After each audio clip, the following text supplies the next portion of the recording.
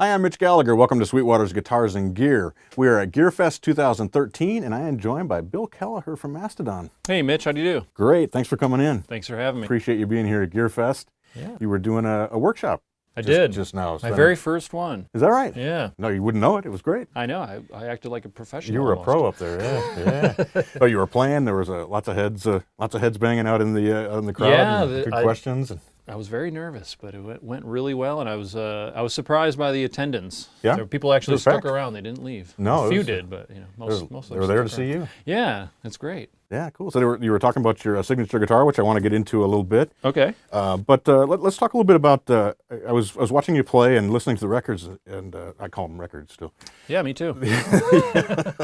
And one thing I was noticing your technique. You're very relaxed when you play, even though you're playing complex rhythms, odd time signatures, fast things. Is that something you consciously work to develop, or is that how you have to play those type of things? I don't know. I never really noticed. Yeah. I mean, I notice these things.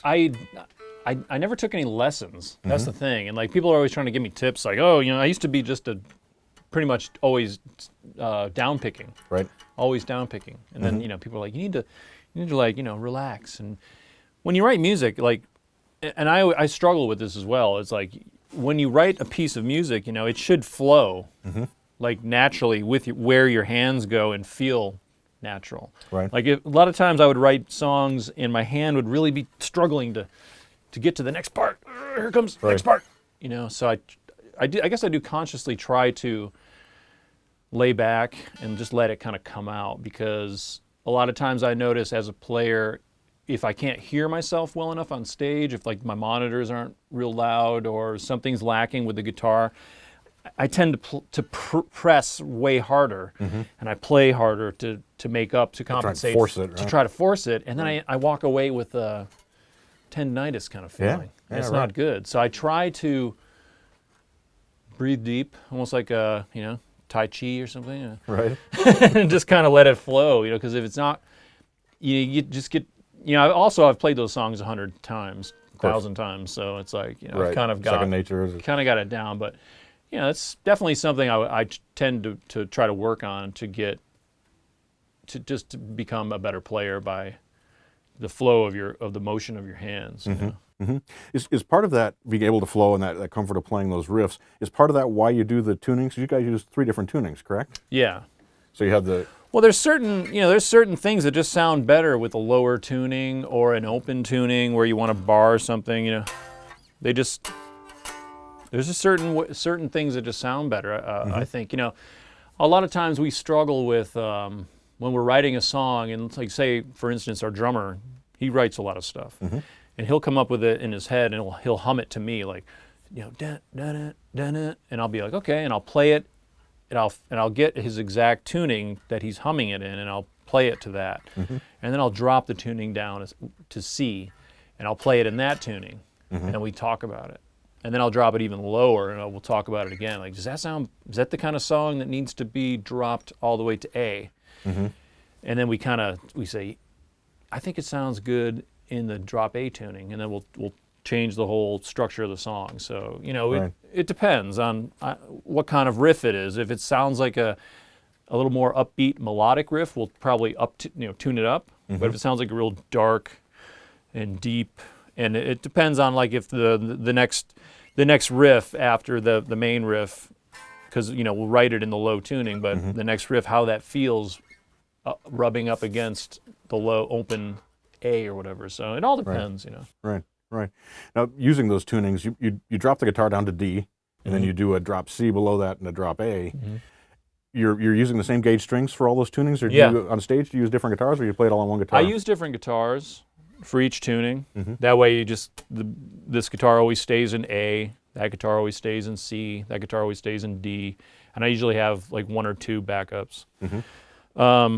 But yeah, I use 11 through 52 size strings, and I don't ever have a problem. A lot of people say, oh, how do you tune so low with that light gauge string?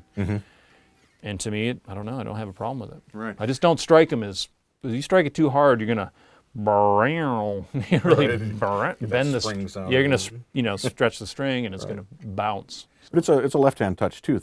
because if you squeeze too hard, Yeah, you if you squeeze too right? hard when it's tuned all the way down to A, you're gonna easily bend it into a higher tuning. So, But that intonation precision and the rhythmic precision are two things that I think are really hallmarks of your style. Again, is that something you really tried to work on to get those rhythms really precise and tight? oh yeah, of course. I'm very anal, I guess, when it comes to like, I could use a better word, but yeah, when it comes to being precise, I like to be very precise. Because I play a lot of rhythm. I'm not really a lead player. I mean, I do play leads once in a while. Sure. And when I do, you know, they got to be perfect. My delay has got to be perfect, and everything's got to, the stars have to align. And I'm very particular about playing as tightly as possible. You know, there's nothing like a sloppy player. It's like, you know, I don't want to be sloppy if I can't.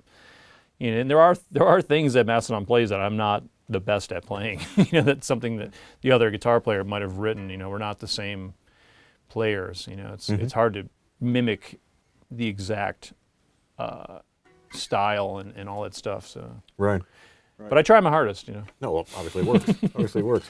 So you came kind of out of a punk tradition, though, which is more the not so worried about precision. Exactly. How, Yeah. and you've talked about how Metallica kind of was your inspiration to move into some of those other directions. Is that the To me, I mean, it's a very big leap, but because Metallica is like classical music with distortion to me. It was like Bach, you know. It was like, wow, this is really pretty and precise, and all the guitar harmonies and melodies that are going on really piqued my interest. I was just like, you know, the punk rock stuff was great, you know, but at the time, you know, I'm evolving as a player, as a human. You know, it's just like I'm getting older. It's like, yeah, the punk rock stuff. I always go back to those records and I enjoy them and for what they are. But for me as a player, I was like, I'm getting better than that. I can play better than that now, and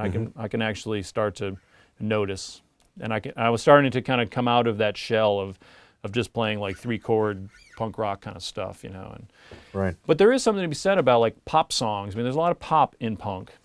Just like the 3-chord, you only got 3 chords. You better make it memorable. Right. You know, so like bands like Weezer, like early, like the first Weezer record, like, I mean, I get goosebumps when I listen to that record. I love it. It's heavy. The guitars are super heavy, but there's a lot of melodic vocal harmonies, and you can tell that, like, you know, he grew up on like heavy metal and punk rock, but he's writing these like pop songs that are an inch away from like Britney Spears, but they sound great. They just sound so, with the heavy guitars, I mean, I love it. It's the kind of stuff that I live for, you know. Like, Mastodon is not quite that band, but we're getting there. We're getting to the point where it's like we're starting to not be so technical and more about the groove and more about like drawing the riff back. Because I'm a riff master. I like to just write crazy riffs that really catch your attention and really rock and groove and kind of get into some kind of something that really clicks in your head, and that's, you know, Queens of Stone Age. I mean, these guys are incredible riff masters. Every song, every record, every riff. You know, it's like, so, you know, we're always climbing that ladder to try to get to the next point, the next level. You know. Right. How do you establish that groove feel on a riff when you're working in odd time signatures? Because there's a tendency for those, they can get kind of stilted. They can get Well, that's it. You have to keep on playing it. Add a note, take away a note, add 2 notes. Take away a note. It's like, okay, where's the happy medium? That's just how you do it. I mean, I like to listen to a click track and play the riff a couple times. You know, I do a lot of Pro Tools stuff on my laptop, you know, in between gigs and shows and in my hotel room, stuff like that. So I'll put it to a click track and I'll just sit there and play it until it works, until it fits and sounds like it where it belongs. You know, you can't force an off-time signature. It just doesn't sound good. Right. I've done it. I've tried it. I'm like, this sucks. I don't like this. Let's change it. Right. Absolutely. So let's talk a little bit about your guitar here. This is a new signature model from Gibson. And how did the guitar come about? How did you get the signature model? Lots of persistence. With me calling Gibson like every day and emailing them and just like, where's my guitar? I want a guitar. And they even said, hey, your persistence really paid off because you got the attention of the right people, you know. it's not every day that you get a signature model of your favorite guitar company, you know. So Yeah. I'm very excited. I love the guitar. It came out great. I'm a big fan of old Gibsons, mostly Les Paul Customs, and old E2 Explorers. So when they made this one, they sent me a prototype, but it was like more of the 90s with the real sharp points. Okay. And I said, nah, that's not me. I'm not a 90s man. I'm a 70s man. I want you to get the old blueprints out from the old E2s. I want it to be more round, more sexy, you know, Right. like just rounder, like the earlier models. You know, I don't want it to look modern. I want it to have a classic feel, classic look, thin tapered neck. You know, I was going to go with a silver burst because I play a lot of silver burst Les Pauls, but Brendan Smalls beat me to it. So I said, like this. yeah, I said, you know what? I've always wanted a gold top, so I was going to do it gold, just all gold. But I think I saw a picture of someone with one. I think it was the girl from Hailstrom, Lizzie Hale, maybe. Right. I think she had a gold one. I said, I can't do that. I want it to be original. So how about a gold burst? So they made the gold burst, and I had to, you know, they sent me a couple prototypes, and I had to keep sending them back. I was like, no, it's got to be a little more of a what do you call it? The transition. The transition, the dissolving of the colors, transition from black to or brown to gold. It wasn't quite right. So we went back and forth a couple times, but when they finally got it right, I mean, look at it. It's beautiful. Yeah. It's incredible. Absolutely. And they even tried to talk me out of the cream-colored pickguard. Yeah. And I said, no way. Cream. And they're like, oh, it's going to be so ugly. I said, no way. It's going to be great. It's going to look awesome. Right. The binding, I mean, this is all the stuff that makes a Volkswagen a Rolls Royce. You know what I mean? Yeah. Not that this is a Volkswagen, but it's like, you know, let's put the trapezoid inlays in there. Let's put the binding on it. I mean, it looks very classy. It just looks, you know, it's pretty blinged out, but looks like, you know, big chunk of gold. Yeah. And you've gone with a master volume, master tone, and moved the pickup selector, right? I did. It used to go up here, and Sure. I figured, you know, instead of like playing and trying to reach across your strings and turn this for whatever reason, not that I ever really do, but I know a lot of people use this as an on-off switch. I don't, but I just thought it'd make more sense being down here, somewhere in this area, and you know, you got your volume.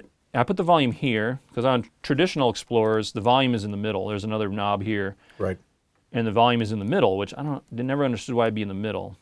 So, you know, you're playing, you want to scoop your volume, you got to go in the middle.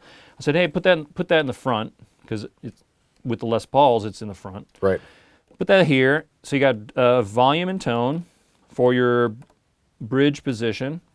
And if you want your neck position, it's volume and tone. You're right there. It's easy. And then this also switches to a single coil pickup. In case you're in the studio, you're doing something clean or acoustic, and you want to have a little different tone. You don't want so much heavy humbucker feel. You just pull that up right there, and you switch that to a single coil. Right.